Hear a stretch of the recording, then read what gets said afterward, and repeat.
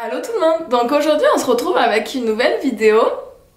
En fait je vous en avais parlé dans ma précédente, donc c'est comment venir au Canada, par quel visa venir au Canada, comment vous pouvez trouver des solutions faciles. Et ensuite je vais vous parler de moi, qu'est-ce que j'ai fait et comment j'ai fait pour arriver au Canada. Donc je tiens à préciser que je suis pas une agente d'immigration, donc je peux faire des erreurs, puis après c'est surtout du cas par cas en fonction des dossiers. Le mieux ça va être d'aller sur le site du gouvernement du Canada, donc je vous la mettrai en barre d'infos. Il y a plein d'informations, j'avoue que c'est un peu des gros textes, c'est un peu gavant des fois de lire là, je vous cache pas, mais vous allez trouver plus de renseignements. Moi c'est juste pour clarifier. Donc je vais commencer par parler des moyens les plus faciles aux moyens les plus difficiles. Le premier moyen ça va être les études.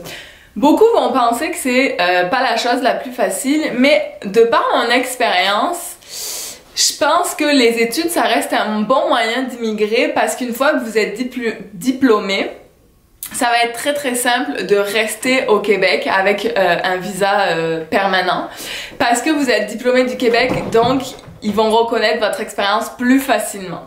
Donc ça c'est la première étape. La deuxième étape, si vous voulez pas faire d'études, il y a le PVT. Donc c'est un visa, ça s'appelle Programme Vacances Travail. C'est un visa, en fait, c'est un accord qu'on a entre les pays. Il y a plusieurs pays qui le font avec la France, donc le Canada en y fait partie. Pour cette catégorie, je vous en reparlerai dans une autre vidéo parce que moi j'ai commencé par le PVT.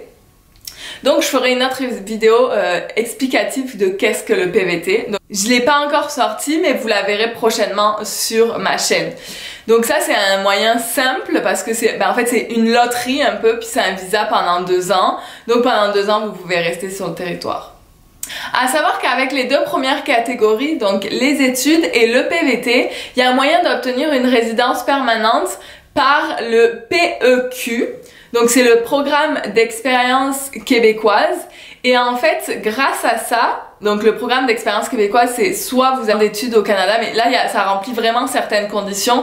Donc par exemple si vous faites juste 1 an d'études, vous pourrez pas accéder au PEQ, c'est pour les licences, pour les DEC, pour tout ce qui demande quand même un diplôme reconnu. Et le PVT, ça demande 1 an d'expérience à temps plein. Donc temps plein ici, c'est 30 heures, je pense, par semaine, pendant 1 an.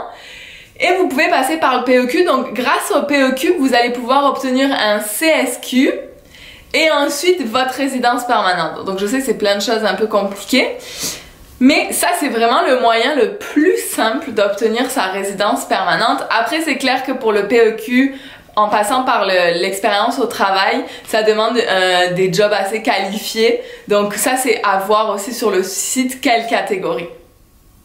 Donc ça, c'était pour les 2 premières catégories. Après, il y a un nouveau programme qui est sorti, je pense, en 2015 ou 2016. Ça c'est la 3e façon de venir au Canada. Ça s'appelle Entrée Express. Et ça, en fait, c'est pour les travailleurs qualifiés. Donc, c'est tout en ligne. Si vous avez un travail qualifié qui est en demande au Canada, vous pouvez passer par programme Entrée Express et en 6 mois, vous pouvez obtenir votre résidence permanente. À savoir que le Québec n'y rentre pas. À ma connaissance, aux dernières nouvelles, le Québec n'y rentrait pas. Donc ça c'est quelque chose qu'il faut regarder si vous voulez venir au Québec, vous pourrez pas venir avec cette catégorie. La même façon, et celle-là c'est celle qui est la plus longue, je pense, c'est pas forcément compliqué mais long le processus, c'est de demander la résidence permanente soit avec une offre d'emploi ici, soit une résidence permanente de la France. Donc ça va être compliqué parce que avec une offre d'emploi, il faut vraiment que le dossier soit vraiment, en fait, il faut que vous justifiez que votre emploi, c'est pas un Québécois qui peut le faire. Donc ça, c'est vraiment compliqué. Puis c'est souvent la personne à l'immigration au dossier qui va déterminer de si oui ou non vous pouvez venir. Moi, je connais des ingénieurs qui sont très qualifiés, très pointus leur domaine, qui ont été refusés. Parce que un Québécois pouvait faire leur travail, donc ça passait pas. Donc ça, c'est vraiment le processus le plus long. Ou alors, ben, de demander de la France, mais ça peut prendre des fois 2, 3, 4 années avant de venir. Et en fait, comment ça se passe, c'est qu'ils calculent au nombre de points que vous avez sur votre dossier. En fait, c'est un peu compliqué, mais admettons que vous êtes une famille avec enfants, ça va être plus facile d'immigrer pour vous que si vous êtes célibataire. Ça, c'est un exemple. Ça fait partie des points supplémentaires si vous êtes une famille avec enfants, dépendamment de votre travail, dépendamment de votre niveau de français, d'anglais. Enfin, il y a plein de points qui se rajoutent et à la fin, votre dossier va être analysé dans les premiers ou pas analysé du tout parce que vous n'avez pas le nombre de points requis. Donc ça, c'est vraiment très long comme processus. Et ensuite, il y a le parrainage. Donc le parrainage, ça sous-entend que vous avez soit un conjoint ici, soit de la famille. Vous pouvez vous faire parrainer. Ça, ce processus est assez rapide. Ça prend 1 an pour venir. J'ai fait pas mal de récapitulatifs. Après, c'est sûr qu'en ce moment, je vois passer pas mal de pubs, que ça soit sur Facebook, Internet. Je vois passer beaucoup d'annonces de gouvernement Canada ou des sites officiels du Canada en disant qu'ils recrutent en masse, etc. Ça, je sais pas dans quelles conditions, faut toujours voir. Je pense que c'est toujours par travailleur qualifié. Mais ça, c'est à voir parce que moi aussi, je pensais que ça allait être super facile en arrivant ici d'avoir une résidence permanente. Puis en fait, ça fait 4 ans que je suis ici puis je suis toujours pas en résidence en an. Donc, à voir. Donc c'est ça. Moi, comment j'ai fait pour arriver? Moi, je suis arrivée ici en PVT. Et ensuite, en fait, c'est un peu particulier parce que mon PVT, je l'avais eu, c'était un ancien PVT. Là, ils ont changé comment ça se passe. Donc moi, j'avais eu un PVT 2014 qui était seulement de 1 an. Et dans la mesure où j'avais juste eu 1 an, quand ils l'ont changé, le PVT, j'ai pu redemander mon PVT de 2 ans. Donc en fait, ça m'a déjà fait un 3 ans ici, donc ça c'était extraordinaire, j'étais vraiment chanceuse d'en avoir 2 d'affilée, surtout quand je sais qu'il y en a qui arrivent même pas à en avoir un.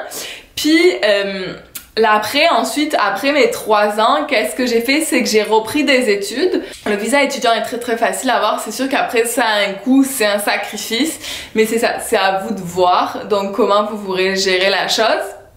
Mais ici, à savoir que c'est très simple de travailler en même temps qu'on étudie. Moi, je suis à l'université, puis en même temps, je travaille. C'est très très simple de gérer son horaire, honnêtement. Bon, après, c'est sûr qu'il faut tomber sur un patron qui est assez flexible au niveau des horaires. Moi, j'ai cette chance d'avoir la meilleure des boss. Mais c'est ça, mais c'est vraiment différent de la France, honnêtement, pour travailler. Tout est formulé pour travailler pendant ses études, à mon avis. Hein. Après, c'est sûr que c'est un rythme intense, là. On travaille, on étudie, puis il y a tous les devoirs à la maison, puis etc. Mais ça se fait. Donc, je pense que c'est pas mal ça. J'ai fait le tour pour comment venir au Canada. N'hésitez pas à me poser des questions parce que j'avoue que c'est assez compliqué.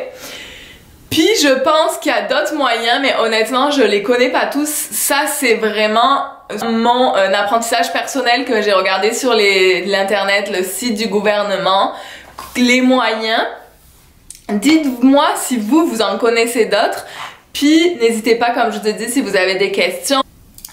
Puis n'hésitez pas aussi à vous abonner sur ma chaîne, d'autres vidéos vont suivre et mettez un like si vous avez aimé cette vidéo et si celle-ci vous a aidé et apporté un peu plus de connaissances. Sur ce, je vous dis à bientôt, bonne journée!